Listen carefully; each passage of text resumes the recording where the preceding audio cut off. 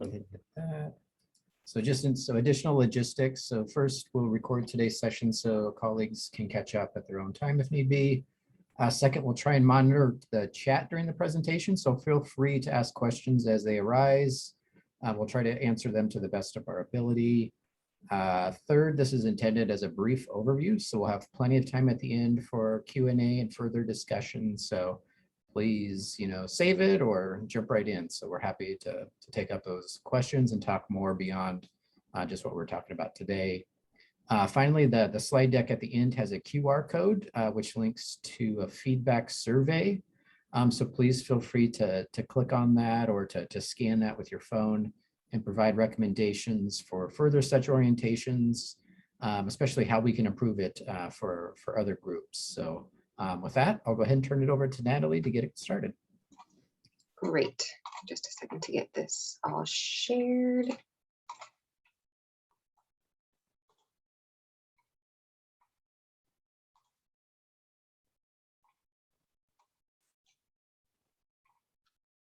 Okay, is everybody seeing that okay? Great. Okay, well, thank you so much for having us. We really appreciate the invitation. So we hope this will be a helpful overview of SAA and some of the benefits that you can get as a member. This is kind of where we'll be taking it today. I'll start with an overview of SAA's mission, vision, and organization.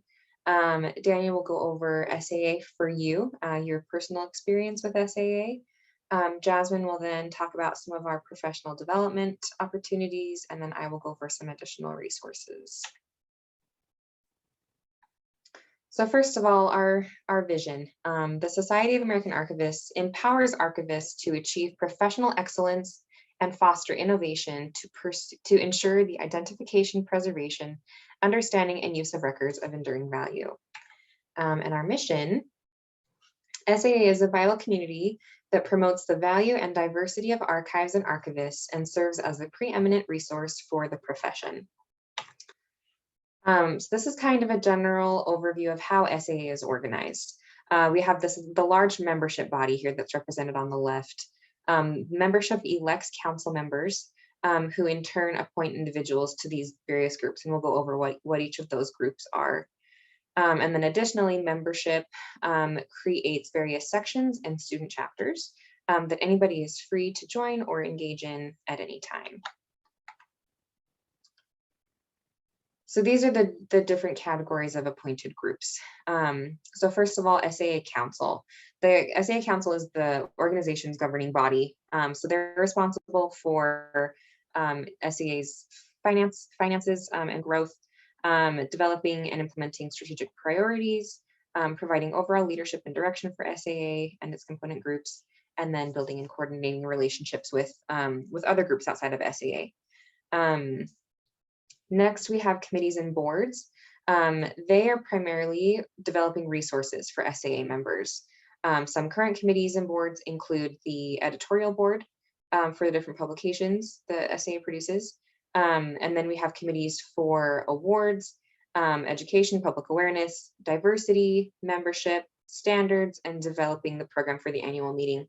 There are many more. That's just a few select committees. Task forces and working groups generally deal with matters of special concern. Task forces are usually just charged for a specific prescribed period of time, but working groups are ongoing. Our current task force right now is on archival compensation, if you've heard any news about that. And then we also have working groups on a census 2, the current archival census. And then we have one for crisis, disaster, and tragedy response, a dictionary working group, and an intellectual property working group. Representatives represent SAA on different groups like the Academy of Certified Archivists, American Library Association, International Council on Archives, the NHPRC, or the National Historic Publications and Records Commission, the National Coalition for History, and the US State Department. We also have affiliated groups. So we partner with some of these groups to form these joint committees. So there's one called CALM. It is the ALA, SAA and AAM Joint Committee on Archives, Libraries, and Museums. And another big one is the Regional Archival Associations Consortium that partners with all of the different regional archives organizations. We also have the SAA Foundation. So the SAA Foundation is the nonprofit organization that raises money to provide resources that enhance the work of the archival community. So they support research and reporting about the profession and its practice. They invest in the development of professional growth. They recognize archivists via scholarships, travel assistance, and awards. There's all sorts of programs to enhance the performance of archives and repositories. And then they also support efforts to persuade influential external organizations to create or promote archives. Now we will turn it over to Daniel. Thanks, Natalie. So I'll explore various opportunities for customizing your SAA experience and engaging with fellow archivists, including your SAA profile, SAA sections, and SAA Connect. So in the interests of a little back and forth, so how many of you have already created a profile or logged into SAA? Just raise your hands and I'll do a brief. Okay, so most everybody, maybe a few that have not. So you can access your profile through just logging in, and it's in the upper right-hand corner of the SAA website. And so here you can edit your name, title, other identifiers, affiliation, contact info, and addresses. This is also the place where you can renew your membership. So you'll get a reminder to update your membership, and then you can log in and do it from here. This is also where you'll be able to access your various section microsites and or discussion boards. Next slide, please. And speaking of sections, so as an SA member, you have the opportunity to join a variety of section or communities of interest. So currently there are 47 different sections, ranging from those focused on archival formats and institutions, to those focused on professional topics in identity-based groups. Sections offer email listservs and resources, as well as programming at the SA annual meeting. So you can join as many as you like. I don't know if anyone's joined all 47, but have at it. You can also change sections at your discretion, throughout the year, depending on interests, whatever waxes or wanes. So just as a kind of from my own perspective and maybe from others, the sections will be likely one of the most helpful forums and tools for you, as a professional. So you can log in, post a question, get response, and then really follow something that's of interest. So next slide, please.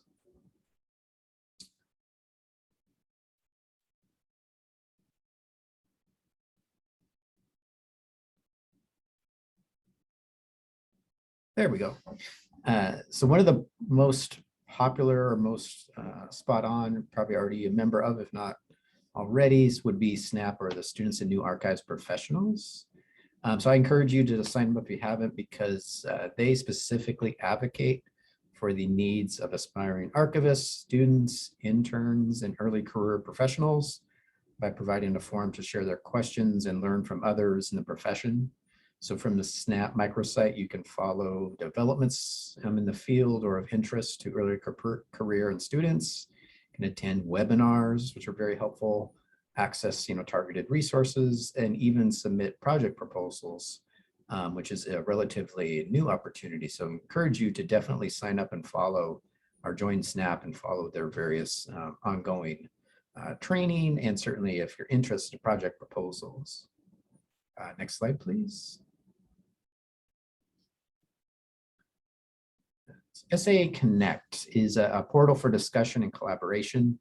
Archivists can post announcements to the various section listservs, follow committee blogs, search the SAA directory, and browse upcoming events. It's a great place to get a quick overview or snapshot of what's happening in the profession, and also to get timely advice. Really easy to access and to utilize. You can simply post by clicking on participate and post. And then you can select various of the listservs from the sections that you'd like to post to. So don't have to do, one at a time. You can post to multiple at once. This is something we often do when we're posting new positions. We'll target various sections to post it to, or various announcements, other opportunities, etc. So SA Connect is that place where you can see, what's being discussed, what jobs are coming available, discussion, etc. So that's SA Connect. So now I'll turn it over to Jasmine. Hey everyone. So I'll be talking about the different ways you can engage with professional development opportunities as a member of SAA. Next slide. So we have one of our services is the Career Services Commons, and this is a great space and resource in which you can get very focused help in one of these three areas: career advising, mock interviews, and resume review. And you would book a virtual appointment with one of our career counselors, and you would basically say which service you would like to have, a career advising session or a mock interview. So this is a really great service for like a very specific type of need. Next slide. If you are looking for something that goes beyond just career advising in one session or beyond just resume review and mock interviews, I would suggest our mentoring program. This allows you to build a mentorship relationship with another professional. And right now, we are transitioning to a 6-month model. So you would sign up for a mentorship and it would be for 6 months. And so we have 2 different types of mentorship opportunities. You can do a one-to-one mentoring, or you can do a mentoring cohort. The mentoring cohorts are a new thing we've done this year. And we have 3 different cohorts right now: the accessibility and disability cohort, BIPOC, and then students and new professionals. And so the way you would apply for this program is through the SAA website, and you would click that apply for the mentoring program button. All right, next slide. In terms of continuing education, we offer classes and workshops throughout the year. They are in person and online, depending on the class. This is a great way to keep your skills up to date. You can also earn certificates in digital archive specialist or arrangement and description. And so you would take courses towards that certificate. To see what classes are being offered, you would look these up underneath the continuing education tab on the website. And for SAA members, it's a discounted price. We also offer usually some workshops at the annual meeting once a year. All right, next slide. So our annual meeting, it's a once-a-year conference that takes place usually in late summer.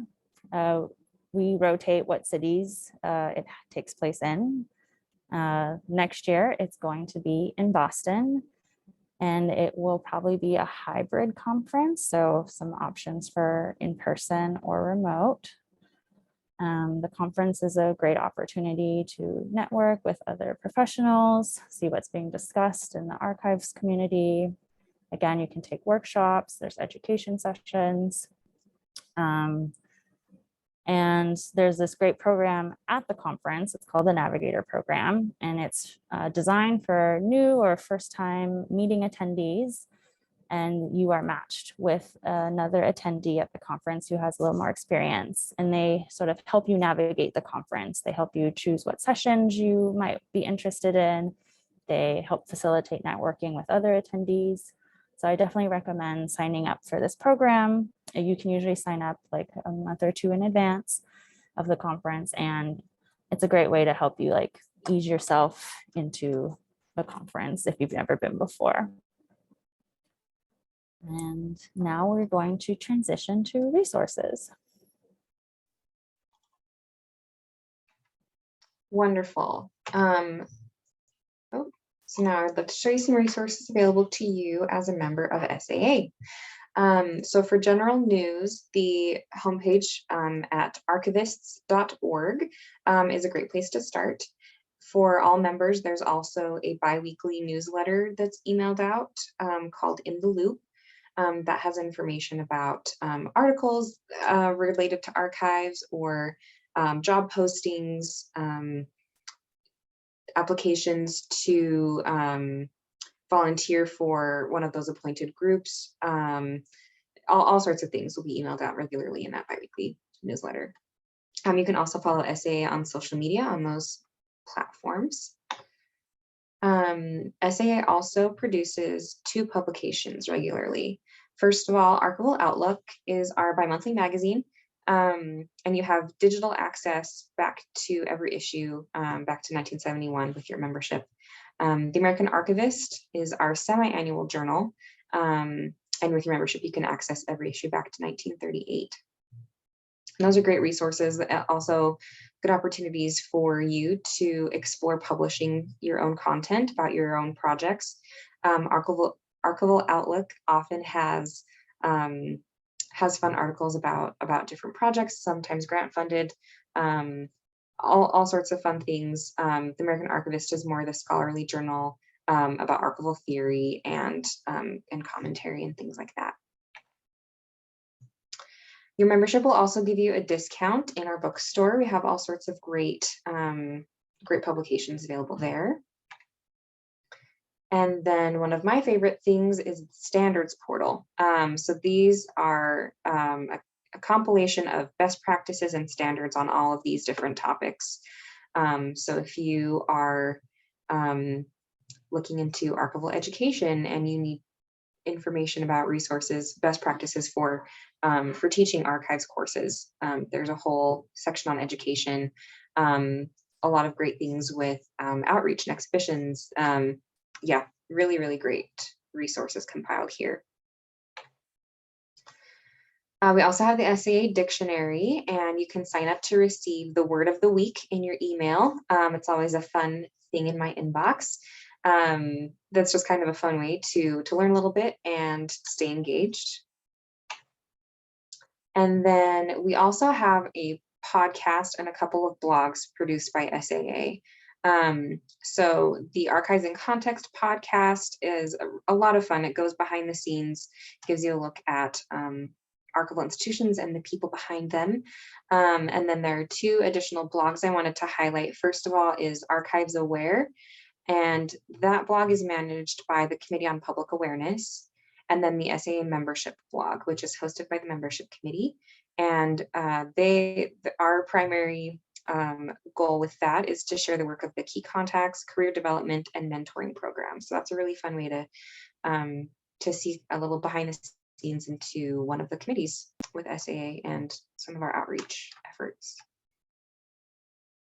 Thank you so much for joining us today. That's the end of our presentation, but we really hope to see you join us, and hope we can continue to engage and that you'll take advantage of some of these benefits of membership.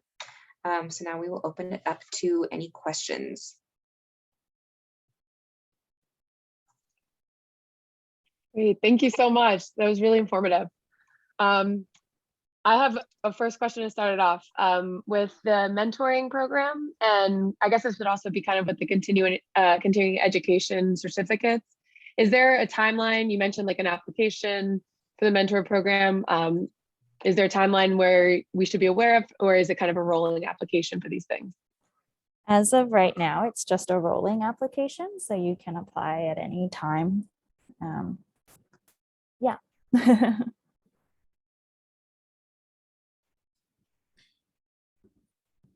And then Monica, did you have the second part of your question was? I think, for like the continuing education courses, if there's like any type of scheduling for that, or just kind of if they come up as they do. I've noticed that they just sort of come up when they do. And if you are like, you get them in the email lists, usually like the new course is being offered and you can sign up. Yeah, something that's been really nice is that they are offering more online now than they were Mhm. previously. So that's really nice. A lot of those are on demand. Um, I know that you can also schedule courses if you have a group. So for example, my regional organization is SEMA, the Council of Intermountain Archivists. So usually in conjunction with our annual meeting, we'll schedule a continuing education course.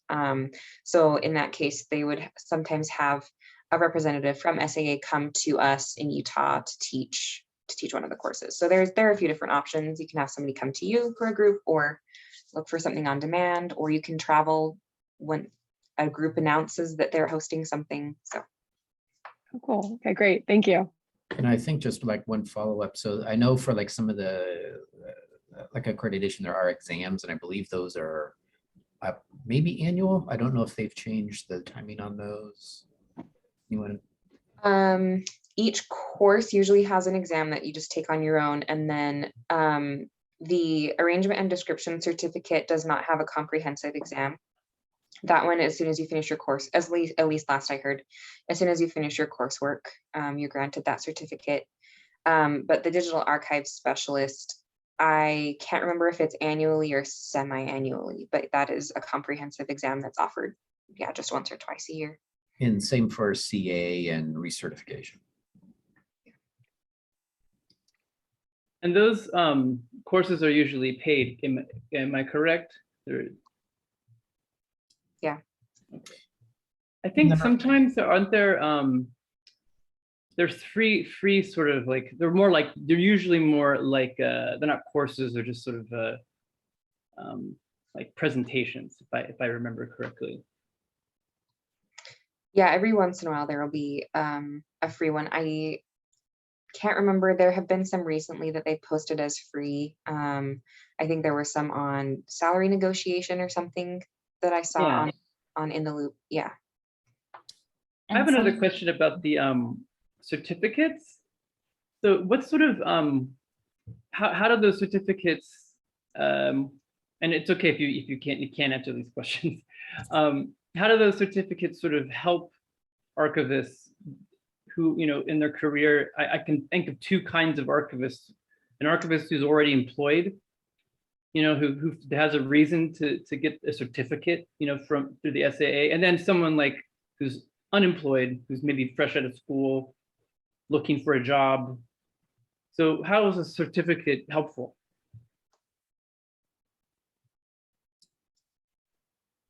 It's an excellent question. And I think that it somewhat depends, and there's pros and cons both ways. I'll let my younger colleagues maybe answer that, since I maybe have a different perspective.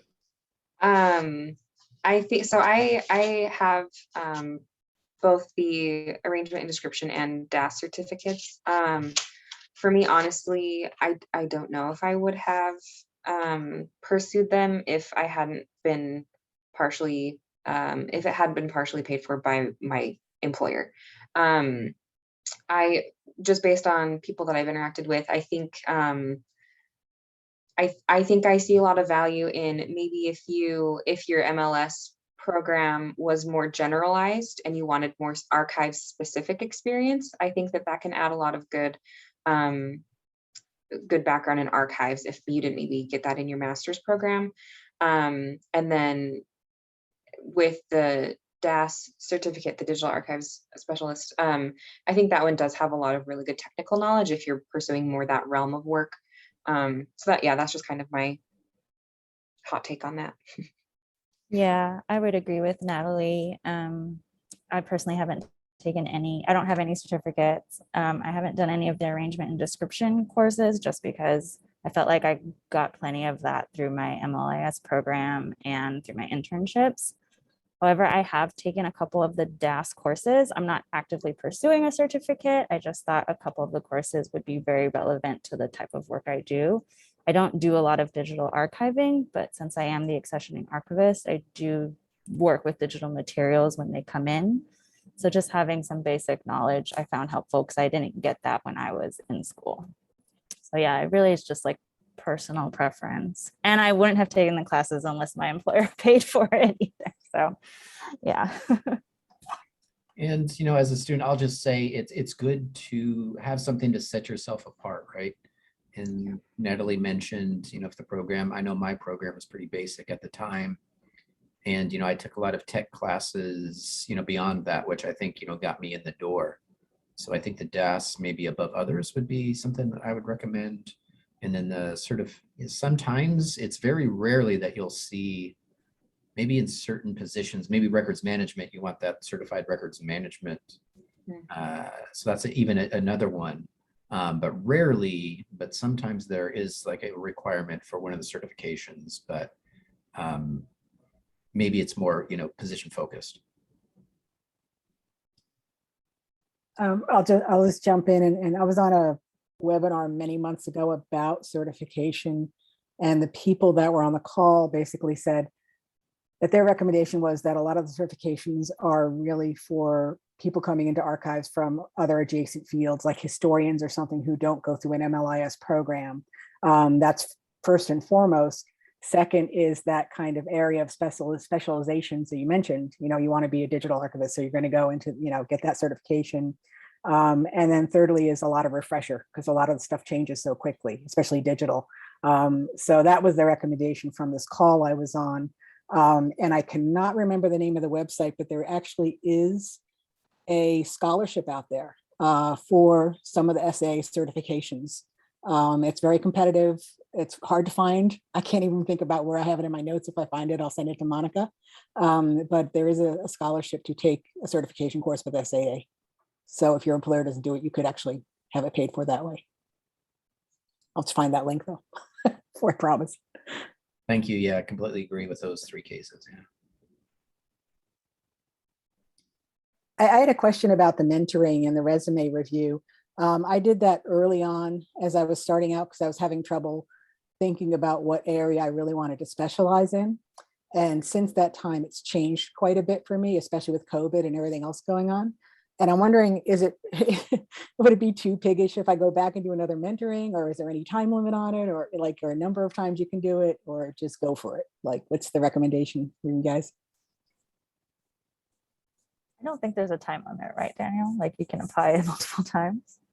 No, yeah. Jump in, you know, as necessary, and obviously things change. So yeah, feel free. And I do know, so kind of behind the scenes, you know, making all this work, you know, are the various, you know, committees, membership committee, and the various subcommittees, including ours key contacts, but also, you know, the career services, career counselors, you know, undergo training. And so so what's going on behind the scenes is, you know, we're upping our game in terms of training, standardization, better preparation, et cetera. And so trying to be able to better respond in more focused, more appropriate ways. And so whether that's, you know, more data for matching, for mentoring, and same thing with career services. So we're slowly responding to, you know, more focused needs. And so perhaps the next time around, you'll get maybe more targeted, more, I don't know, you know, better advice, et cetera. So that's just kind of a little sneak peek of what's going on behind the scenes to be more responsive in these services. Okay, thanks. I didn't want to be like, oh, she's back again. Yeah. No, it's a great service, you know, and I know Jasmine and I are on the mentoring committee, and it's fun work, and we, you know, hear a lot of good anecdotes, and we're always looking for improvements. You know, at the end of the match, we always ask for, you know, comments, suggestions to improve it. So we're always looking to make it better.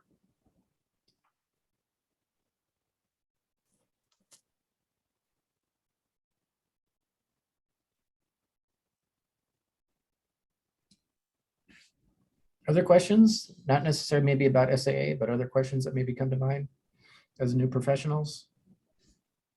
I do have, if nobody else if people are still thinking, I do often, yeah, again, this might not be exactly SAA, but in general, you know, because we come from a group of people that some are right out of college, but then also some are grad students that are already in a career and are transitioning.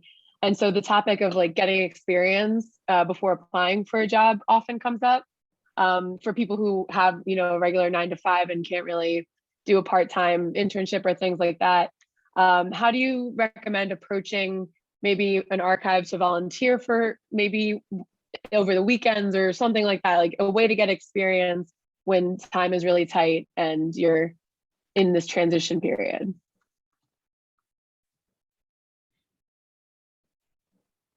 Who wants to start with that one? Go for it, Daniel. Well, I'll discount myself a little bit. So I went straight from grad school to profession. So I did a lot.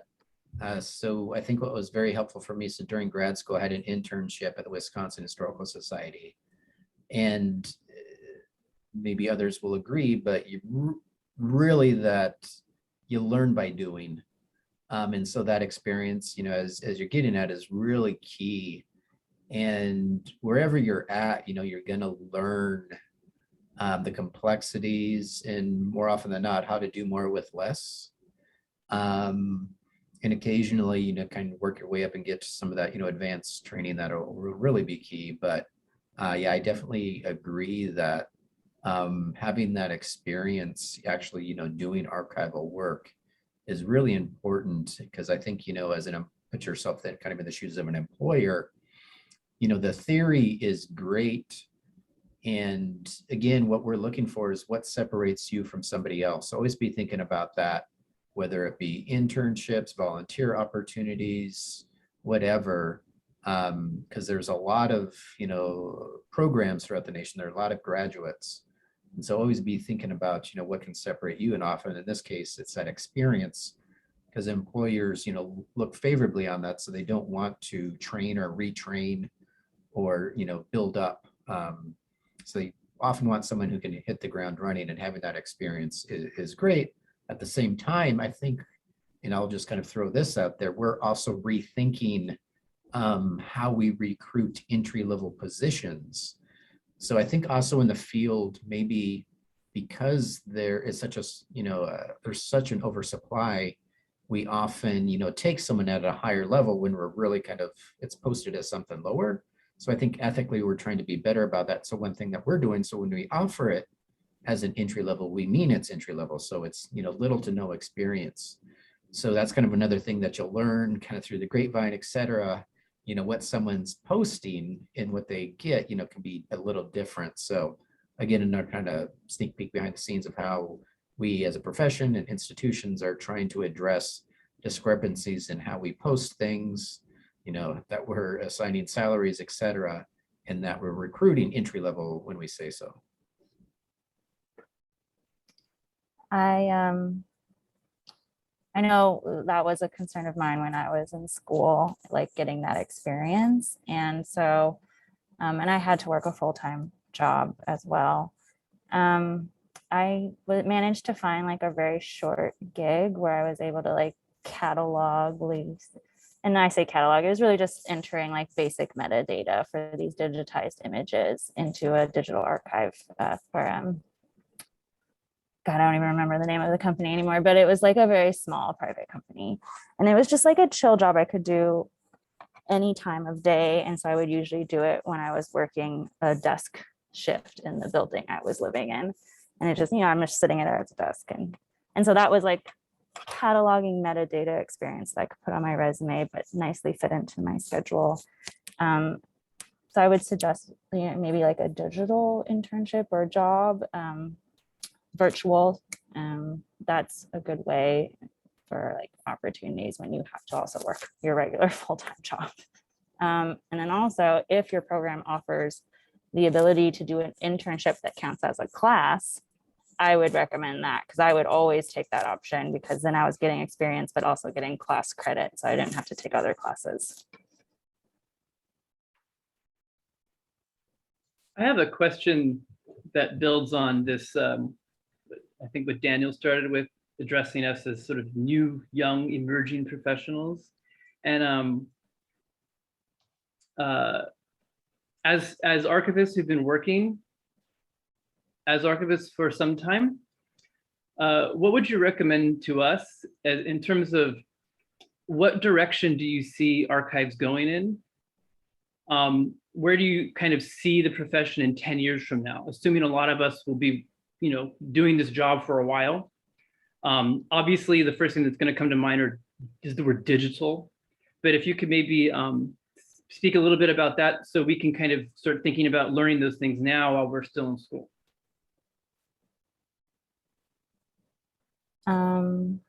Off the bat, where I see the profession going in terms of how we provide access to our collections, I see us shifting away from very item level processing. And I'm not talking about like MPLP, like we're pulling back even more from that and just doing high level collection description so that at the bare minimum, collections are discoverable. And if they're not accessible, at least researchers can see we have it and then express that interest in the collection, which will then bump that collection up in our processing queue so that we can make it accessible quicker. I've noticed that at this job at UCLA and at NYU, just sort of this moving away from very item level processing for every collection and just sort of doing a bare minimum, making sure it's at least discoverable to our users. Yeah, I would agree with that. Something else that came to my mind was just kind of project management skills are really, really helpful. There's a lot of moving parts. You have to be able to prioritize and determine, to what level will does this need to be described in order to be most helpful. So I think that's a big thing for me is project management, and on the technical side of things, I think linked data is becoming very prominent in the profession. There is a lot of exploration into that, how to share metadata and collections with the general public, but then how to kind of link things with other institutions or make them more findable online or whatever. So those are kind of my big ideas. Yeah, and just picking up on that, of course, digital and pulling things together so there are less discrete boutique systems. So the systems are coming together to do more things. But also in addition to like the nature of work being more team-based, more dynamic, I think more interdisciplinary. So I think a breakdown of silos at all levels and kind of different varieties. So in terms of skill sets, in terms of nature of work, in terms of practice, etc. So I think Natalie mentioned project management. So kind of the new buzzword now, is agile or scrum. So kind of moving away from one project and then a next project and then a next project is a constant cycle of improvement. And that plays very well to certain things like, say, building digital collections, maybe processing. But I think, one of the other key things that, that I see is just engaging more, depending on your institution, particularly for academic institutions, engaging more with users, engaging with digital humanities. So lots of things are coming together. So to be effective in that environment, Natalie mentioned, project management, but also, communication skills, team skills, leadership and management.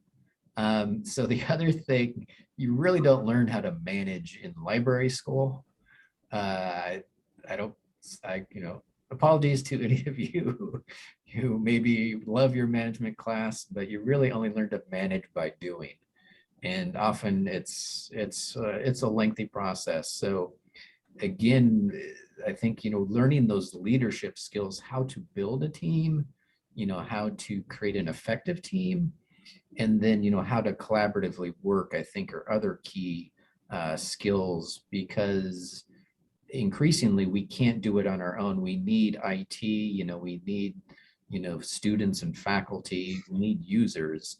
And so to pull all that together is an ever growing, ever more complex set of skills, of course, highly dependent on digital prowess, but there's a lot of, soft skills that are required to do the problem solving, to bring people together and to effectively communicate about what's going on.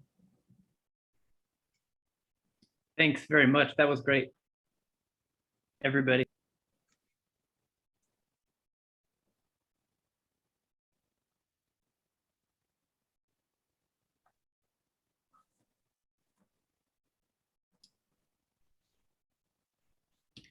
Any other questions?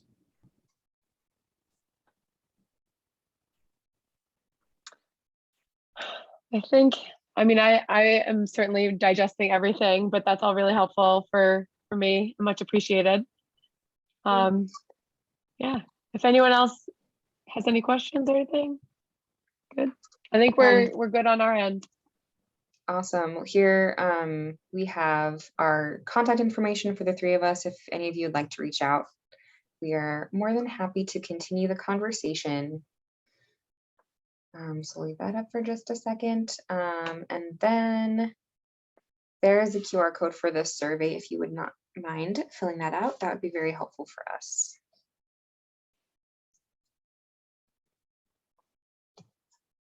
Any closing thoughts, Daniel? Well, just thank you and, and welcome.